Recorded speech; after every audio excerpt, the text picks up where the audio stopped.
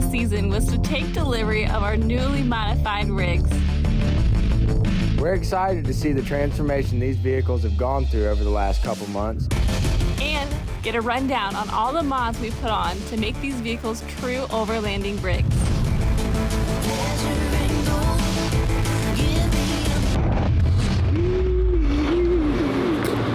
I didn't even recognize I can't believe this day has come, man. It's been a long time. I mean, we started April. We started talking about building the trucks. We hunted my farm in Hyde County. We've been out here fishing. I mean, it seems like we've gotten so much done already, and it's only getting started. I've built a lot of trucks over the years, but this is the first one that's specifically dedicated to overlanding and hunting. Right, this color is actually really growing up. I think they go fantastic together. Oh yeah. The gray looks good too. That is so sick. That is so sick. I was kind of astonished because I was like, wow, this is actually happening. We're actually building these awesome trucks, and these people know what they're doing. I'm in awe. Like, honestly, like, it really hasn't hit me though. I know tonight I'm gonna go to bed and be like, man, I own this sick You're gonna go to Toyota. bed in that thing. I'm gonna go to bed in this thing. As they walked us through each new mod, we were able to get a solid understanding of all the tools we have to keep us moving through any obstacle, cook, provide shelter while out in the field, and keep gear secure as we trek across North America. This side will be left open for any of your guns, any of your bows, any of your equipment. There's foam in here that you can cut around it. Okay. Or you can put just the long dividers in there. All right. Hey, machete. No, it's not. Look at this color. It's green. Like, I've got everything that I need. Kitchen. I've got somewhere to sleep. I can drive wherever I want, you know, overlanding. And once we started touring the trucks and seeing what was on them, and the tent, the stove, all of the other appliances that were on the truck, I was like, I'm super stoked about this. I can't wait to start. Can we start tomorrow?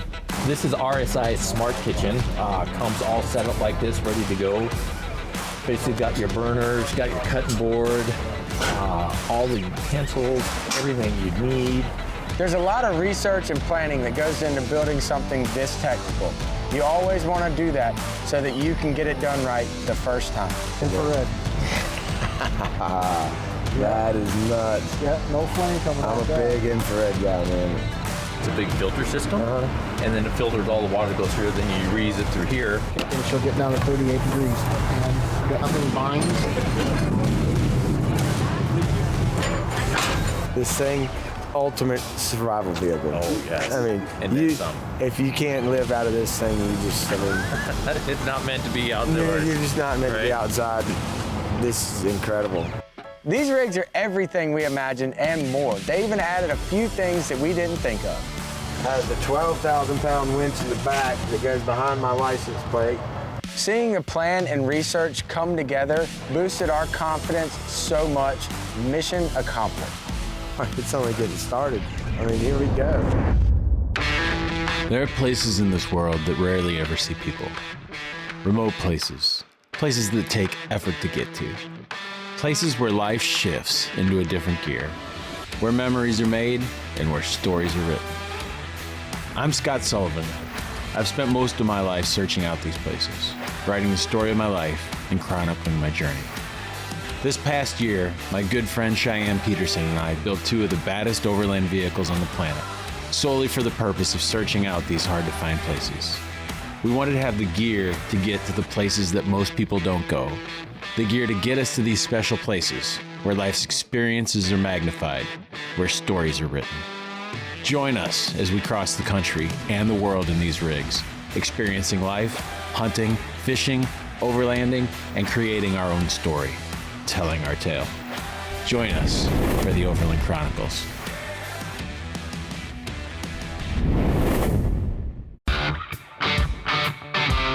Seems like we've gotten so much done already, and it's only just getting started. It's only getting started.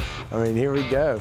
This trek opens up a whole new world for me. I can go wherever I want on my own time. I can go to the desert, I can do the ocean, I can go across the entire United States, and I can really just explore wherever I want.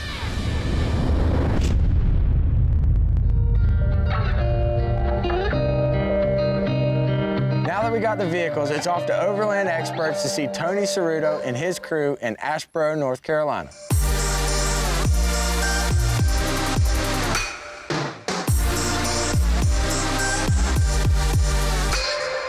We wanted to test and make sure everything the rigs went through during the build phase was going to work as planned.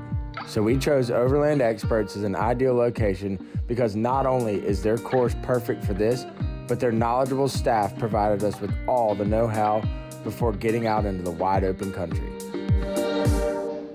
How you guys doing? Welcome, welcome Cheyenne and Scott. My name is Tony Ceruto. I'm the Director of Military Training for Overland Experts. A little bit about us, a little bit about Overland Experts. We are a school that, again, is precision driving. We are using these vehicles as a means to get there and our stuff there and get back to do the thing that we're doing or just enjoy touring off-road. The F-350 and the Tacoma, they already look like they're really good pieces of kit out there, and we're gonna really get into the nitty-gritty. Knowledge is power, and that's what brings us to overlanding school. All right, do you guys have any questions over what we covered in the classroom? Not so far. Okay, so now we're gonna basically put that stuff into use. But now I'm gonna talk about recovering yourself before we need to recover, talk about proper operation of the winch, how to do it safely, because it's not just throw the line out and wrap it around something. But yeah, we're gonna cover that stuff, and then we're gonna use you guys' vehicles. We'll set up a couple different poles on here and put them into use, so you guys know how to do it safely when we actually do go get stuck in the mud a little bit later. Well, I'm fired up for that. Cool. I don't have a lot of experience with winching, so having that knowledge of knowing that I can get out of a sticky situation and get out of it safely with this winch and just extra help, because this vehicle is large. It's a big vehicle, it's heavy, and some situations you just won't, if it's too slick, too much dirt, too much rock or something, it's gonna get me out of that situation a lot easier. All right, so we pulled our line down and we need to winch to something, whatever it's gonna be. So we have to pick a suitable anchor. Most of the time it's trees when you're out here on the East Coast, right? Because we got trees all over. You know, you could use rocks. There's all kinds of different anchors and stuff like that. This system here is all hooked up. My anchor is a suitable anchor for what we're going to pull out. This becomes a live line. So if that truck takes off down that hill, this line's gonna come tight and then bad stuff could happen. So now I'm gonna give him the winch signal. There are so many different ways to get yourself free when stuck in the wilderness. Being able to fully understand when and where to utilize the proper method is incredibly important to a successful journey. So you have to get inertia going and able to get him out. Now, when you feel this max out, all right, don't chop the throttle, because this is gonna kick you back. Just keep on pulling until he says stop.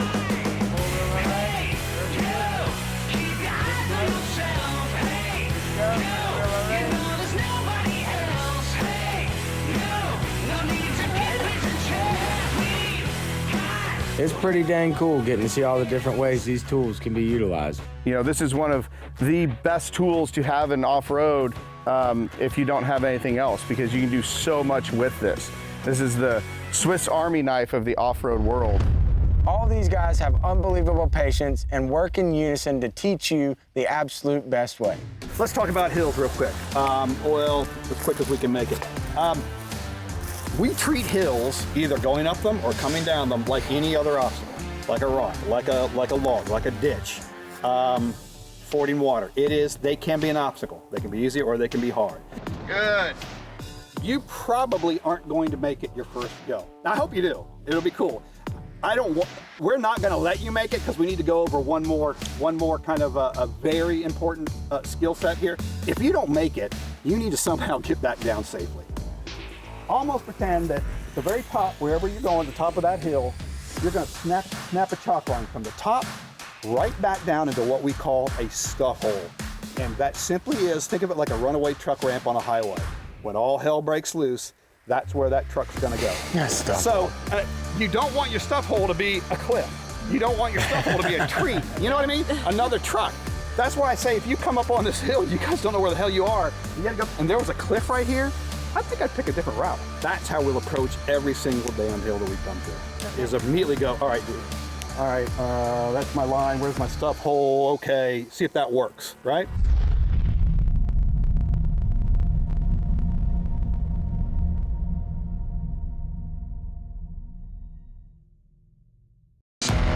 We're in Asheboro, North Carolina with Overland experts getting the final rundown on everything we need to know, putting our rigs through their paces before heading out on our adventures this season. Right on, brother, whenever you're ready, come on up. Looking good? Right there, hold her right there.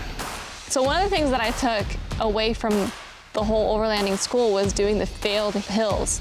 So we would go all the way up a hill, get stuck, wouldn't be able to go all the way up. Then we would have to go backwards in neutral and just kind of trust our truck and watch where we're going behind us and let our foot not touch the brake. And that was super uncomfortable because our natural reaction is to brake because you're going backwards super quick. But that's the safest way to get yourself back down to reroute and go back up that hill safely. Failed hill.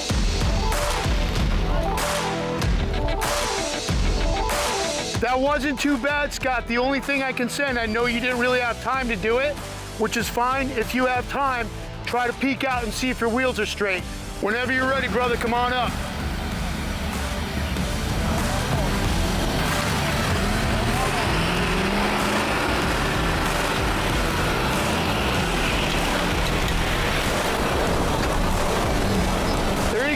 Start to lift, gentle, gentle, gentle. Good job. You got yourself, Scott, real nice, man. Overland school is a necessity, I think, for us because we need to know what to do in what situation and do it properly and safely. Aha! We just learned something, didn't we? It's back or Clearance? Didn't sound good. Which angle? My sway bar broke. I was kind of disappointed because I was like, shoot, I broke something and it was my fault, but it turns out actually it was just, it's typical for a Tacoma. Sway bar broke on it. Come forward, nice and easy. Light turn. Don't roll over, just come towards me. We're gonna get you off this hill. So I'm pretty sure I broke something because something snapped. You could hear it was bad. What was it? Your sway bar. My sway bar. So kind of a bummer. I don't know if this is the end of the trip or what's going on, so. The sway bar disconnected from the spindle portion. So right now we probably need to figure out how to address this. Well, let's get it fixed. We're gonna have to do some trail stuff here. We're going over this banana, what is it called? The scary banana portion of the course. Yeah. And something popped. I knew something was wrong. And so he's like, hey, stop, roll down the hill, let me check it out. And we all thought it was gonna be my truck to do that at first. My first thought, better here than out in the field. Tony Ceruto took us back to the shop, put the truck on the lift, and showed us how to fix that in the field, but it was on a lift with an MRE. This is normally a field fix, but since we have a lift here, by golly, we're gonna use it. Yeah, why not make it a little bit easier? Right, so imagine everything that I'm doing here, doing it on the ground in the mud or whatever to repair this. This is going to be a field fix, okay? It's by no means permanent, it's just temporary. Still pretty clean, and the boot is mostly there. So I'm gonna use that boot to keep the remaining grease and add a little bit more grease in there, and then use something to... Temporary, hold it together. Exactly, Yeah. exactly. Okay. So what I've got here, MRE bag, and it doesn't have to be an MRE bag, anything, you know, kind of a resilient plastic. And again, all we're doing is this is a temporary fix to put this around to hold the grease in so when it's rotating, it's not gonna blast all over the place. Yeah. And we're basically going to kind of wiggle it in here. And again, this is so much fun when you're in the sand or in the snow or in the mud trying to do this. Who thought a plastic bag would hold your truck? I know. Now, again, it's not going to be the prettiest thing, right? But it's temporary. And yeah, exactly. Yeah. Just to keep that grease, we've got to fit that down as best we can. A lot of times we'll carry like heavy-duty trash bags, so that'll work if you cut that up and you can wrap that around and whatever you have to do to hold that grease in place. One of the main things about overlanding is being self-supportive. These guys showed us some pretty cool tricks and tips to get us out of these sticky situations. When you are overland, when you're out in the bush, and hopefully you have a spare, right? But sometimes you had to replace that spare and that you puncture another tire. Or maybe you can just puncture or plug the tire that you already have, right? So we're gonna go over that. So here we are, we're going down the road and all of a sudden we hear this, turning around. Sure enough, we've got something that's in the tire. Now, in this case, we've got this nice, pretty screw in the tire. Scott, start working that thing out. It might be a little bit kind of hard to work out. You might have to give it a little bit of a twist. It's always interesting to see how handy these guys can be in the field. And in you go. Boom. Now, yes, it will lift the truck a little bit, right? But boom, exactly. Do you see how the base is kind of sliding under the rim right there? Keep going, keep going, keep going. Just keep going until that, boom, feet is separated. One of the main things that I learned was that if my tire goes flat, I can fix it with starter fluid. And what you do is you just put starter fluid around the tire and light it, and it just goes, like a little explosion goes off, and your tire pops right back into place. We are going to be causing an explosion in here. We're gonna put accelerant into this tire, come down the tire, on the ground, light it, stand back, all right, kick it. There you go. It's a lot less violent than we might have expected. Oh yeah, totally. But basically that's heating the beat. And once it equalizes out, we can put the core back in, hit her with some air, and Bob's your uncle. What do you think? You back in? Bam! Boom. Nice. Boom. Nice.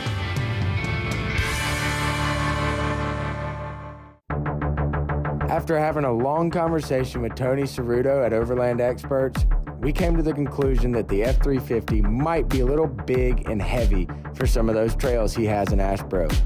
So I decided to bring along the Bronco. So this is an old gold mining hole here, and we got loose rock on the ground. So we want to make sure that we pick the right gear to go through, right? So we definitely don't want to ride our brakes through this potential area here and go sliding down into it.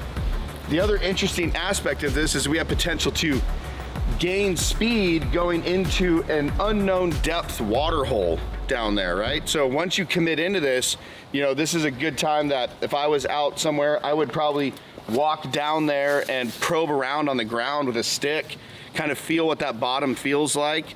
So once I was committed in, that's not a 30-foot deep mine shaft that I'm going into. Yep. All right. One of our saving graces and things that we can see is that there is tracks coming in and out of this. So it's probably just a water hole, but if I wasn't sure, I'd definitely go down there and probe around. When you enter the water down there, we don't want to be at a high rate of speed. We don't want to be splashing that water up to get into our engine bay, potentially, shorting something out under the hood. So it's entering it in a controlled manner, but then we also have to look at our exit out. It is a little bit of an uphill climb and it is a little bit slippery. So we have to, once we get to the bottom, maintain our momentum coming off the hill and carry ourselves on out. All right? Right on. Any questions on this at all? Not that I can think of. Okay, I'm gonna be on the ground right here. Have you found any gold in here yet? Like in a chunk of gold in your tire? No, that's what everybody wants to know. I know, right? How big of a nugget have you found in here? Just you get back to the shop and there's just one sitting in the tire, just a big That's old what I'm waiting to do, right? That's property of OEX, by the way. Yeah, exactly. So, so I'll be on the ground for this just to help make sure you get lined up, good on there, and it just comes out right there and meets right back up with our trail. I had a lot of fun at this overlanding school, and I'm super excited to use it out in a real life scenario. It's a lot of knowledge that was thrown at us, but I didn't know that I was going to retain all of it, but I did. And so now I'm just super confident in my ability to overland anywhere and everywhere. All right. Seatbelts on. Seatbelt is on. First gear. So remember what we just saw. Mm-hmm. All right, remember what we just saw? So we're gonna inch forward just probably like another foot, and then we're gonna slide our turn into it. Yep. Okay, I can see a lot better now. Yeah. All right, I'm ready. And roll it. Beautiful. Wow. Nice, good job. That was a lot better than I thought it was gonna go. That was awesome. All right, now we're gonna hold up here and wait for Scott to go through. Overland School gave me the knowledge and the confidence to get out of a sticky situation if no one's there to help.